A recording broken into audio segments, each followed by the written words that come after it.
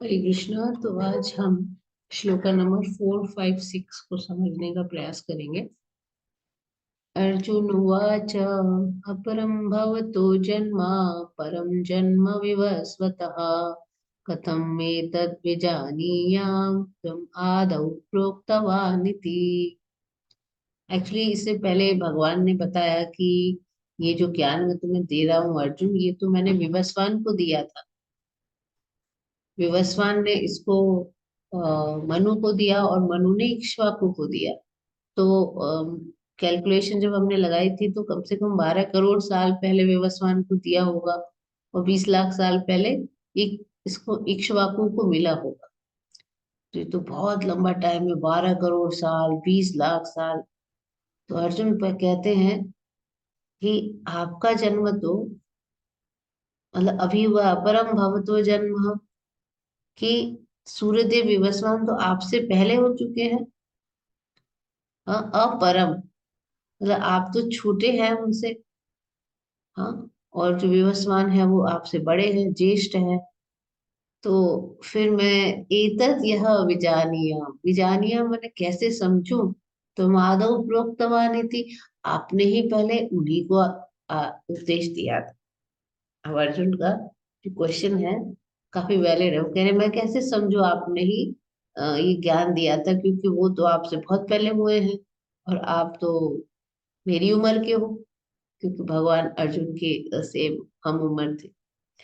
तो भगवान तात्पर्य में प्रभुपाद लिख रहे हैं कि ऐसे कैसे अर्जुन जो है पूछ सकता है, क्या उसे भगवान के वचनों में विश्वास नहीं हो रहा है, क्या उसे डाउट है भगवान के वचनों में। तो यहाँ लिखा है कि अर्जुन ये जो जिज्ञासा है वो अपने लिए नहीं कर रहा था, ये हमारे जैसे लोग के लिए कर रहा था जिनको कोई विश्वास नहीं होता। यानी इसमें लिखा प्रभुपाद कह रहे असुर लोग होते हैं। असुर का मतलब हम सोचते हैं कि वो सिर पे सींग होंगे, हा हा हा करते आएंगे। असुर वो होते हैं जो भगवान के शब्दों में विश्वास नहीं रखते। तो अर्जुन इन्हीं लोगों के लिए पूछ रहा है, लोगों को डाउट रहे तो भगवान खुद अपने बारे में बताएंगे। प्रभुपाद कह रहे हैं उसको 10वें अध्याय में वो बोला कि भगवान कौन है, कृष्ण भगवान है, उसको पता था। और लेकिन उसके बावजूद भी उसने पूछा, क्योंकि एक सामान्य व्यक्ति के लिए बड़ा मुश्किल है समझना कि शाश्वत आदि पुरुष श्री भगवान कैसे यहाँ पर प्रकट। तो इसीलिए बताने के लिए कि लोगों को समझ में आए और भगवान खुद अपने बारे में बताएं, इसलिए उन्होंने पूछा। प्रभुपाद लिख रहे हैं कि जो असुर लोग हैं वो कमेंट्री लिखते हैं गीता पे, और उसमें वो तोड़ मरोड़ के अपने भक्तों के सामने पेश करते हैं। हम बहुत सारी कमेंट्री जैसे देखते हैं, कुछ का कुछ मीनिंग लगा रखा है और लोगों को इतनी कन्विंसिंगली समझा रखा है कि लोग एकदम पागल हुए पड़े हैं, उसको ही सच मान। तो इसलिए हर एक व्यक्ति के लिए आवश्यक है कि भगवान के बारे में जाने। हम्म, तो भगवान जब अपने बारे में बताएंगे अब, तो प्रभुपाद कह रहे हैं हो सकता है असुर टाइप के जो लोग होते हैं उनको बड़ा अजीब लगे कि भगवान अपने बारे में क्या बता रहे हैं। लेकिन जो भक्त होते हैं तो वो भगवान जो अपने बारे में बताते हैं उसका हृदय से स्वागत, और वो भगवान के ऐसे वचनों की पूजा करते हैं क्योंकि वो जानना चाहते हैं ज्यादा से ज्यादा कि भगवान कैसे हैं, क्या है। क्योंकि नास्तिक तो जो है भगवान को सामान्य पुरुष मानते, लेकिन जो भक्त होते हैं वो नहीं मानते सामान्य पुरुष। लेकिन नास्तिक फिर भी एटलीस्ट उनको एक सुपर ह्यूमन तो मानते हैं। जो लोग कृष्ण को नहीं मानते, अगर वो ये माने कि चलो वो भगवान नहीं थे तो कोई इंसान ही थे, तो भी सुपर ह्यूमन मानते हैं। लेकिन वो भगवान को समझ सके, इस संसार में सब में आसुरी गुण है, इसलिए सब असुर टाइप के हैं जो भगवान को नहीं हम समझ पाते। तो ये हम सबके लिए ही पूछा अर्जुन ने। हम्म, तो यहाँ पे प्रभुपाद लिख रहे हैं कि जो अर्जुन की कैटेगरी का डिवोटी होता है उसको भगवान के दिव्य स्वरूप के विषय में कोई भ्रम नहीं हो सकता। लेकिन अर्जुन ने ऐसा प्रश्न नास्तिकतावादी प्रवृत्ति को चुनौती देने वाले लोगों के लिए ही किया। जो भगवान को मानते हैं कि तीन गुणों के अधीन है। तीन गुण माने सत्वगुण, रजोगुण, तमो। हम सब तीन गुणों के अधीन है। तो ऐसे लोग मानते हैं कि जब ये जो कृष्ण थे वो भी तीन गुणों के अधीन थे। तो अर्जुन ने क्या कहा? श्री भगवानुवाच बहूनि मे व्यतीतानि जन्मानि तव चार्जुन तान्यहं वेद सर्वाणि न त्वं वेत्थ परन्तप। भगवान कहते हैं बहूनि में व्यतीतानि, मेरे तो बहुत सारे जन्म हो चुके हैं। हाँ, और तुम्हारे भी हो चुके हैं। तव च अर्जुन, मेरे और तुम्हारे बहुत सारे जन्म हो चुके हैं, अनेक अनेक जन्म। तानी अहम वेद सर्वाणि, अहम माने मैं, वेद माने जानता हूँ, सर्वाणि माने सब। मैं तो उन सबको जानता हूँ। मेरे और तुम्हारे बहुत सारे जन्म हो चुके हैं, मेरे भी और तुम्हारे भी, लेकिन मैं तो उन सारे जन्मों को जानता हूँ। न त्वं वेत्थ तरम परंतप, हे परंतप, हे शत्रुओं का दमन करने वाले, तुम नहीं जानते। तुम्हें उनका स्मरण नहीं रह सकता, मुझे सबका स्मरण है। तो यहाँ पे तात्पर्य में प्रभुपाद बता रहे हैं कि ब्रह्म संहिता में भगवान की बहुत सारे अवतार हैं। उसमें क्या कहा है?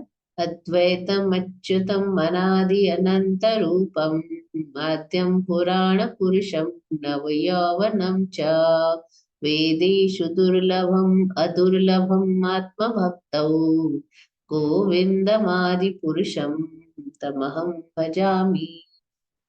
यहाँ पे भगवान को बताया अद्वैत अच्युत अनादि अनंत रूपम। तो उसमें है गोविंदम आदि पुरुषम। मैं आदि पुरुष भगवान श्री गोविंद की पूजा करता हूँ जो अद्वैत है। अद्वैत का मतलब उनके आगे प्रभुपाद बताएंगे, शरीर और आत्मा में अंतर नहीं होता। द्वैत माने दो, दो दो चीजें, लेकिन अद्वैत माने एक। भगवान के शरीर और आत्मा में कोई अंतर नहीं होता, उसी को अद्वैत कहते हैं। अच्युत, भगवान अपनी पोजीशन से कभी नहीं गिरते, वो भगवान ही रहते हैं किसी भी पोजीशन में। चाहे वो छोटे बालक हो, पूतना को मारे, और चाहे वो अर्जुन का रथ हाँकने के लिए ड्राइवर बन जाए, लेकिन वो फिर भी परम भगवान ही रहते हैं। अनादि, अनादि माने ओरिजिनल, इनका स्टार्टिंग से जो है, इनका कोई आदि नहीं है, स्टार्टिंग नहीं है भगवान, मतलब स्टार्टिंग लेस। भगवान हमेशा से थे, उसको अनादि कहते हैं। जिनका आदि नहीं है, स्टार्टिंग नहीं। हाँ, अनंत रूपम, भगवान अनंत रूप में अपना विस्तार कर लेते हैं।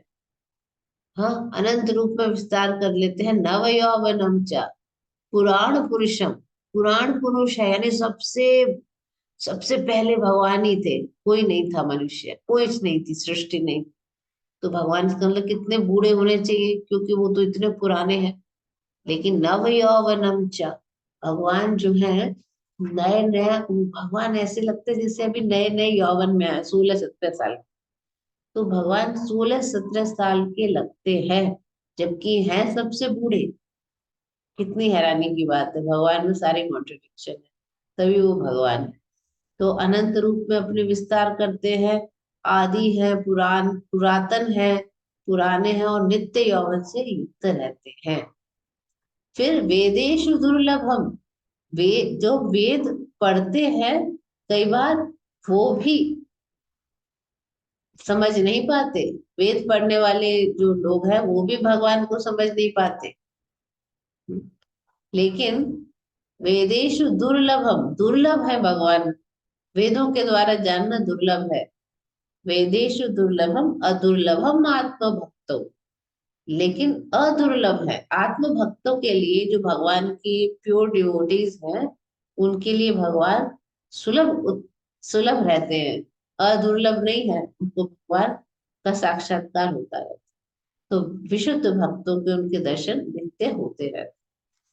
फिर ब्रह्म संहिता में एक और श्लोक है, रामादिमूर्तिषु कलानियमेन तिष्ठन् नानावतारमकरोत् भुवनेषु किन्तु कृष्णः स्वयं सम्भवं परं पुवान यो गोविन्दमादिपुरुषं तमहं भजामि। यहाँ पे बताया मैं उन भगवान गोविंद की पूजा करता हूँ। राम आदि मूर्तिषु, जिन्होंने राम, नरसिंह, वराह, वामन आदि अवतार कला नियमेन तिष्ठन और अंश अवतारों में नित्य स्थित रहते हुए भी, हाँ, कृष्ण स्वयं संभवम परम पुमान, कृष्ण नाम से विख्यात वो आदि पुरुष है, परम पुमान। He is the original supreme personality of God, Krishna. उन गोविंद की मैं क्या करता हूँ, पूजा करता हूँ। स्वयं संभवन, जो स्वयं ही अवतरित होते हैं अपनी माया से। तो यहाँ पे बताया है कि भगवान अद्वैत होते हुए भी असंख्य रूपों में प्रकट हो जाते हैं। एक ही टाइम पे भगवान कई अवतार ले सकते हैं। तो यहाँ बताया कि वैदुर्य मणि होती है जो हमेशा अपना रंग बदलती, लेकिन रहती वो सेम मणि है। और ये भी है कि सिर्फ निष्काम भक्त ही भगवान की रूपों को, इन अवतारों को समझ पाते हैं। वेदों के अध्ययन से भगवान को समझा नहीं जा सकता। वेदेशु दुर्लभम अदुर्लभम आत्मा भक्तौ, ये हमने संधि विच्छेद किया है यहाँ पर। वेदेशु दुर्लभम अदुर्लभम आत्मा भक्तौ। तो यहाँ पे बताया है कि अर्जुन जैसे भक्त, वो भगवान की क्या है, नित्य सखा है, कांस्टेंट कंपेनियन है। वो भगवान के साथ हमेशा रहते हैं, नित्य मुक्त हैं। और जब भी भगवान आते हैं, जैसे कि भगवान नर नारायण के रूप में, जब आज नर नारायण में नारायण थे तो नर अर्जुन थे, ठीक है। तो नित्य सखा है। और जब भी अवतरित होते हैं तो आते हैं, जन्म लेते हैं, अवतार लेते हैं। इसका मतलब जब भगवान ने सूर्यदेव विवस्वान को इतने करोड़ों साल पहले जब गीता सुनाई थी, इसका मतलब अर्जुन वहां जरूर मौजूद रहा होगा, लेकिन उसका रूप भिन्न हो सकता है, शरीर कुछ अलग हो सकता है। लेकिन यही अंतर है कि भगवान को तो वो घटना याद है, अर्जुन को याद। यानी जो जीवात्मा होती है वो कभी परमात्मा नहीं बन सकती, चाहे वो मुक्त अवस्था में क्यों ना चली जाए। हमारी मुक्ति होने के बाद भी हम भगवान नहीं बन सकते। अर्जुन मुक्त था क्योंकि भगवान का नित्य संगी है, मुक्त पुरुष है, उसके बावजूद भी उसको याद नहीं रह पाया। यहाँ पे बोला हे परंतप, हे शत्रुओं का दमन करने वाले शक्तिशाली वीर। यानी कि प्रभुपाद कह रहे हैं कि कोई भी व्यक्ति चाहे मेटेरियली कितना भी उच्च कोटि का हो, लेकिन उसके बाद भी जो है वो मतलब जैसे अर्जुन को परम वीर बोला है, लेकिन उसको याद नहीं पिछले जन्मों में क्या हुआ, है ना। उस इतने लाखों करोड़ों जन्म कितने हो गए उसके, कौन कौन से जन्म नहीं याद।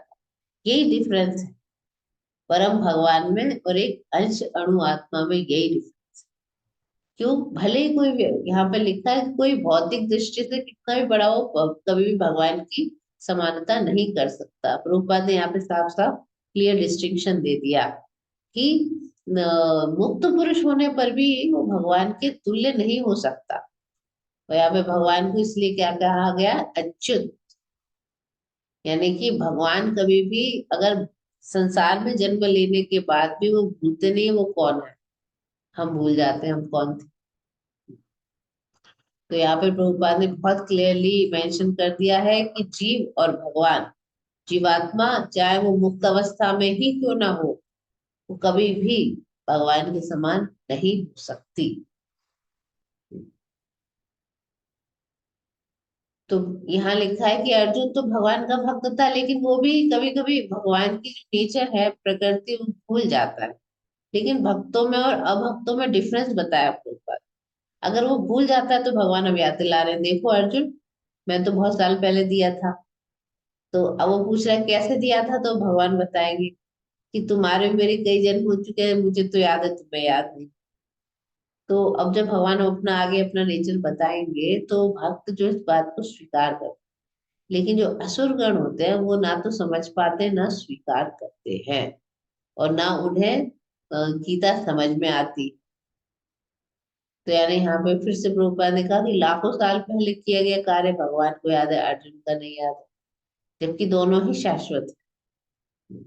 यहाँ पे देखने को मिलता है कि जब शरीर परिवर्तन होता है तो जीवात्मा भूल जाती लेकिन भगवान सब याद रखते हैं, भगवान कभी अपने शरीर नहीं बदलते, उनका सच्चिदानंद शरीर है, सच्चिदानंद, सच्चित आनंद, लेकिन वो शरीर कभी नहीं बदलता। तो इसलिए उनका अद्वैत है भगवान, क्योंकि उनके शरीर और आत्मा में कोई अंतर। ठीक है, हमारे शरीर और हमारी आत्मा में अंतर है। हम बार बार अपने शरीर बदल, जब हम मुक्त अवस्था में भी होंगे तो भी शरीर आत्मा में अंतर रहता है, आध्यात्मिक शरीर मिलता है। लेकिन यानी इस भौतिक जगत में भौतिक शरीर और मुक्त अवस्था में आध्यात्मिक शरीर, लेकिन उसके बावजूद भी हमारे शरीर में भगवान में हमें अंतर होगा कि भगवान में के शरीर में और भगवान में कोई अंतर नहीं। असुरगण भगवान की दिव्य प्रकृति से तालमेल नहीं बैठा पाते। इसकी व्याख्या अगले श्लोकों में भगवान करते। तो भगवान छठे श्लोक में बोल रहे हैं, अजो अपि सन्न व्ययात्मा भूतानामीश्वरो अपि सन् प्रकृतिं स्वामधिष्ठाय संभवाम्यात्म मायया।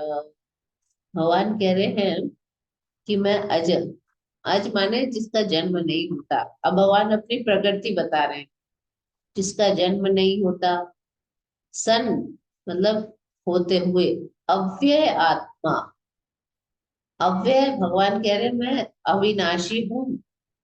ठीक है, और आत्मा भूता नाम ईश्वरो अपि सन, और भले ही मैं समस्त जीवों का स्वामी हूँ।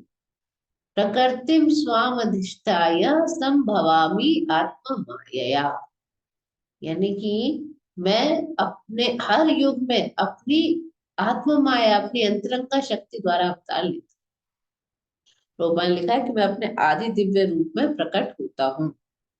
अपनी खुद की आत्मा, हम लोग कैसे, हम लोग जन्म लेते हैं अपने कर्मों की वजह से, अगले अगले जन्म लेते जाते हैं, और वो भी हम बहिरंगा शक्ति, माया शक्ति जो भगवान की बहिरंगा शक्ति है, उसके अंडर में काम करते हैं। लेकिन भगवान की एक अंतरंगा शक्ति भी होती है, भगवान की बहुत सारी शक्तियां हैं। तो जो अंतरंगा शक्ति भगवान कहते हैं, मैं अपनी खुद की माया से ही संभवामी अवतार लेता हूँ, अपनी अंतरंगा शक्ति से, है ना। तो भगवान जो है दिव्य रूप में प्रकट होते हैं, जबकि वो कभी जन्म नहीं लेते। मैं आज आज हूँ, भगवान की ये बातें समझ नहीं आती, भगवान जन्म भी नहीं लेते, इतने बूढ़े होने के बावजूद भी यंग दिखते हैं हमेशा, अविनाशी है। तो यहाँ पर लिखा है, प्रभुपाद लिख रहे हैं, भगवान के जन्म की विलक्षणता बताई गई। यद्यपि ऐसा लगता है कि वो सामान्य पुरुष की भांति जन्म ले रहे हैं, प्रकट हो रहे हैं, लेकिन उन्हें पूरे सारे अपने विगत जन्म, सारे, हम्म प्रभुपाद लिख रहे हैं कि मनुष्य जो है कुछ घंटे की घटना का स्मरण रख नहीं पाता। यानी कि इस समय आपसे पूछा जाए आप इसी टाइम पर क्या कर रहे थे, कल, सिर्फ एक दिन पहले का, तो आप एकदम से याद नहीं, अच्छा इस टाइम पर मैं क्या कर रहा था एग्जैक्टली सेम टाइम पर, हमको वो भी याद रखना मुश्किल है ना। और ऐसे लोग जिन्हें कुछ भी याद नहीं रहता, जिन्हें कुछ नहीं पता, वो अपने को कह देते हैं कि हम भगवान हैं, वो अपने को ईश्वर घोषित कर देते हैं। लेकिन प्रभुपाद लिख रहे हैं कि मनुष्यों को ऐसे निरर्थक घोषणाओं से कि हम भगवान हैं, अच्छा ही भगवान है, ऐसे भ्रमित नहीं होना चाहिए। तो यहाँ पे भगवान जो है अपनी प्रकृति या स्वरूप की व्याख्या कर रहे हैं। प्रकृति का मतलब होता है स्वभाव और स्वरूप दोनों। प्रकृति यानी कि प्रकृति, अब भगवान अपनी प्रकृति बता रहे हैं कैसे है भगवान, तो जो उनका स्वरूप है, क्या उनका स्वभाव है।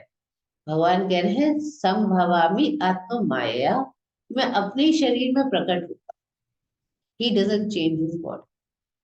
अब प्रभुपाद यहाँ लिख रहे हैं कि हम लोग तो, हमारा तो कोई एक बॉडी होती नहीं, हम बदलते रहते हैं, कभी कोई शरीर, जैसे हमारे कर्म होते हैं।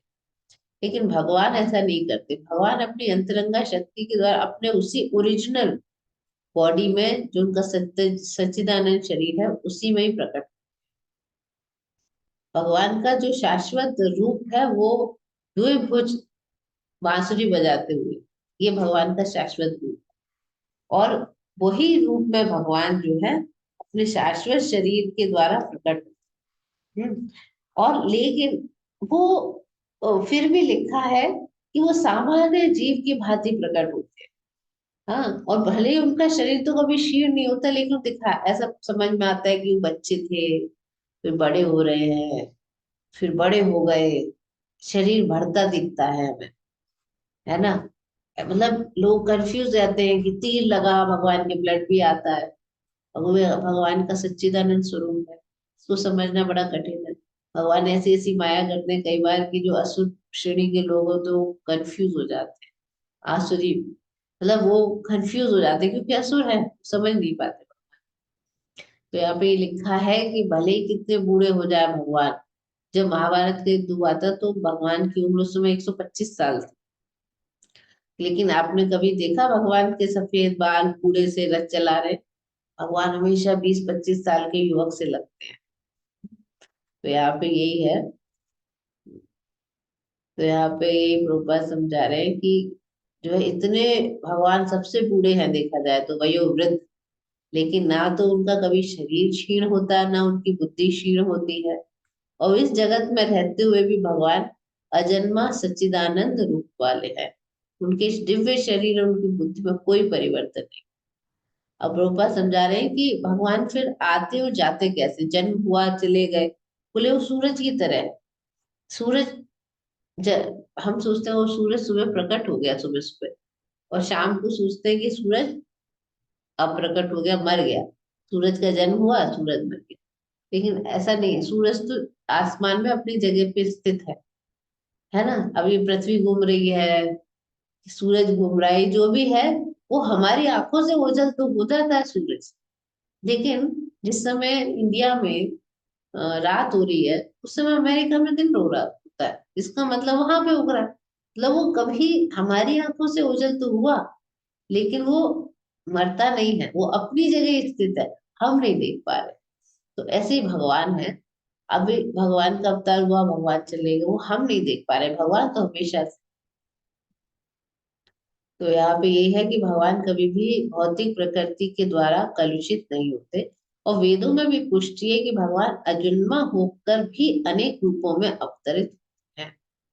और लिखा है वैदिक साहित्य में, भगवान जन्म लेते से प्रतीत तो होते हैं, लेकिन वो शरीर परिवर्तन नहीं करते। यहाँ बताया है कि जब माता देवकी के सामने भगवान आए, देवकी और वसुदेव के सामने, तो चतुर्भुज रूप में आए थे। उन्होंने प्रार्थना की, तब बच्चे बने। तो भगवान अपने ऐश्वर्य के साथ ही प्रकट।